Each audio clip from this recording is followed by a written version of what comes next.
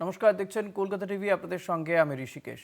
গ্রেপ্তার প্রাক্তন তৃণমূল বিধায়ক সুজয় হাজরা। মেদিনীপুরের প্রাক্তন বিধায়ককে গ্রেপ্তার করে পুলিশ। মেদিনীপুর আদালতে আনা হলো সুজয় হাজরাকে। গতকাল তাকে গ্রেপ্তার করা হয়েছিল। আদালত চত্বরে বিজেপির সমর্থকদের পক্ষ থেকে চোর চোর স্লোগান তোলা হয়। ডিম ছুঁড়ে ক্ষোভ প্রকাশ বিজেপির।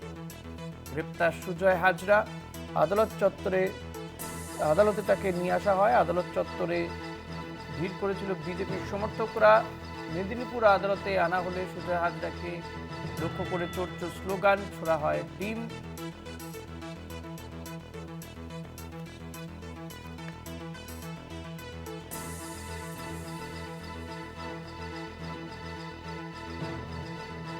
সুজয় হাজরাকে আদালতে নিয়ে আসা হয়।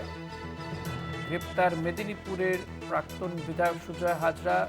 তাকে মেদিনীপুর আদালতে আনা হলে চোর চোর স্লোগান উঠে, ছোড়া হয় ডিম।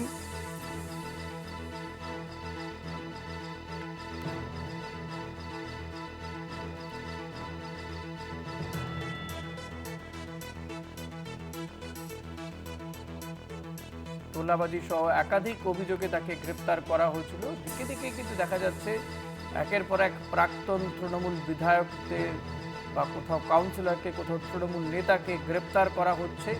তাদের বিরুদ্ধে প্রায় প্রত্যেক ক্ষেত্রে কিন্তু তোলাবাজি, ভয় দেখানো সহ বিভিন্ন অভিযোগ করা হচ্ছে। সুজয় হাজরাকে গ্রেপ্তার করা হয়েছে এবং তাকে আদালতে নিয়ে আসা হয়।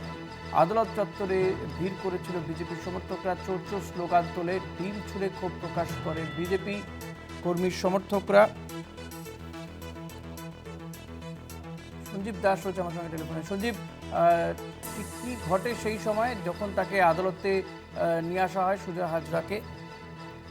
হ্যাঁ, ঋষিকেশ, দেখা যাচ্ছে যে আধ ঘন্টা আগেই কিন্তু তাকে শালবনী থানা থেকে প্রথমে মেডিকেল করে মেদিনীপুর আদালতে নিয়ে আসে এবং নিয়ে আসার সময় এখানে বিজেপির কর্মী সমর্থকরা উপস্থিত ছিল। কিন্তু গাড়ি এতটাই স্পিডে আসে যে এবং এখানে আদালতে ঢুকে সোজা লকআপে নিয়ে চলে ওরা প্রথমটাই হকচকিয়ে যায় যে কে আছে গাড়ির মধ্যে। ঠিক করতে করতে ততক্ষণে গাড়ি কিন্তু লকআপে ঢুকে যায় এবং ওরা চোর চোর স্লোগান দেয় এবং সঙ্গে কিন্তু ডিমও নিয়ে এসেছিল মারবে বলে, কিন্তু সেটা ডিমটা আর মারা হয়নি, কারণ ও ততক্ষণে লকআপে ঢুকিয়ে দিয়েছে।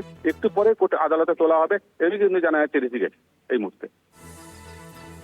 এই সুজয় হাজরার বিরুদ্ধে ঠিক কোন কোন ধারায় মামলা হচ্ছে, কি কি অভিযোগ তার বিরুদ্ধে?